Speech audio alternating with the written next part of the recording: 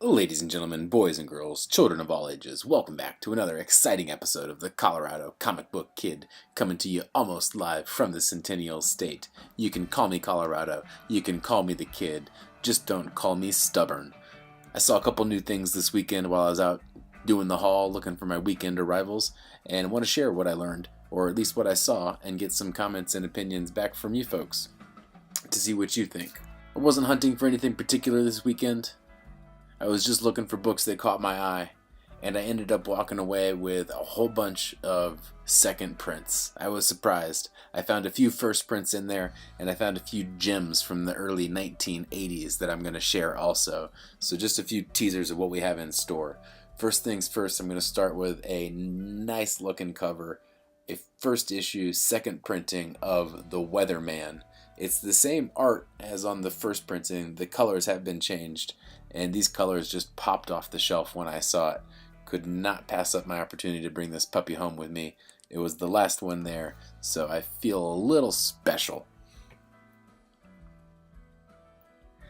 Speaking of feeling special, I know someone who's feeling special. Her name's Marjorie Liu. She is an Eisner Award winner for her work here in Monstrous. I think this is a beautiful cover. Second printing of issue number 3. Love the playfulness. Who doesn't like a nice feline? And here, this book is the first example of something new I saw at the store, which was a lot of the issues, when packaged on the shelves, had the board inserted at the staples, at the fold in the middle of the book. I assume this is to get to the barcode when it's not on the front cover. I also assume it's to display wraparound covers. I will be repackaging all the books that have this effect. I have not read this particular one, so I haven't had a chance to crack it open and fix the board in it, but they're definitely all going to be adjusted before they go into my box. Is this standard practice? Do you guys have this going on at your local shops? I hit a few new stores. This was the first time I saw it here around town. Curious to hear what the community says about that. Next up, Brothers Dracul, issue number 1. A Cullen Bunn book. I have not been following along. I've heard some good things from you folks out there, so I'm going to give this one a read.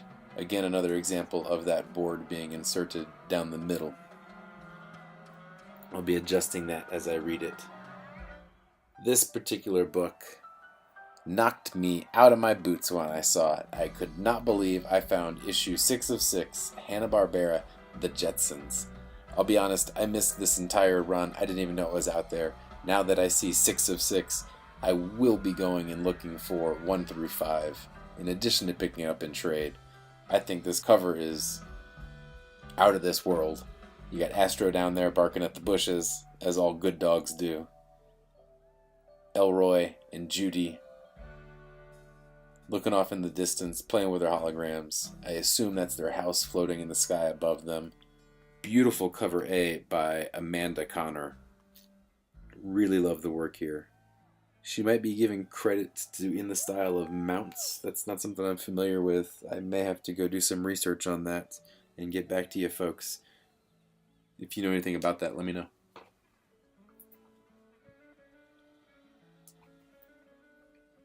Something we all know a little bit about. Scotty Young and his baby variants, Mr. and Mrs. X. This is a first printing. I got lucky.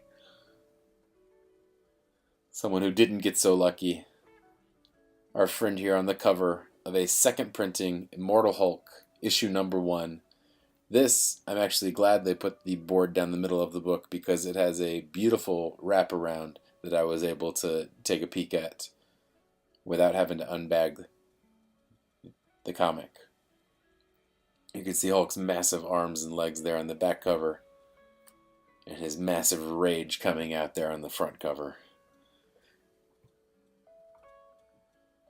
Highly recommend that series. I recommend it so much that I went ahead and picked up the second printing of issue number 2. This is an inverse of the art on the first printing. In the first printing, it's the radioactive man pinning down Bruce Banner, and in this issue, clearly it's the Hulk pinning down the radioactive man. Runaways number 6. Got a few gaps in this series, so filling those in as I see this one. This is first print. These next books, when I see them, I just have to get them. I think they're the best thing since sliced bread. DC putting out Hanna-Barbera Future Quest. Issue number 2, cover B. Johnny and Haji trying to solve the mystery as usual. Sim Sim Salabim. Here we have issue 11. This is the cover B variant.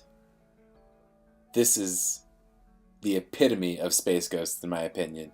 You've got the man himself shooting straight up the center of the cover. You've got Jan, Jace, and Blip flying the ship right out of the cover at us. You got Frankenstein Jr. laying a whooping on the monster there. They're getting the heck out of Dodge. They got better places to be. This is the variant Ryan Sook cover. I was actually surprised to see this. This was out in May 2017, and it was sitting right there on the shelf, so I snagged it.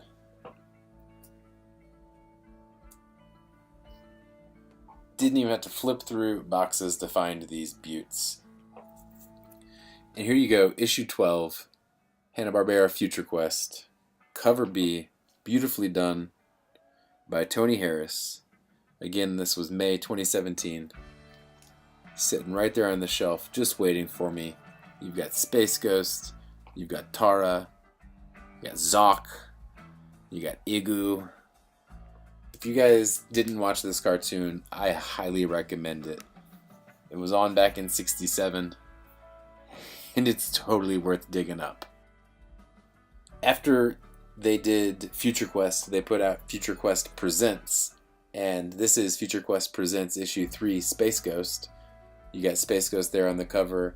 Again, Jan, Jace, Blip, getting into trouble. Always up to no good. Or they're always up to good, but finding themselves in trouble, I should say. This is the Jill Thompson variant, cover B. Cover A, issue 4 that followed, done by Steve Rude. Future Quest Presents issue 4, Galaxy Trio vs. Space Ghost. Ka Kanan, Mandro Ro, and Krodra Rin.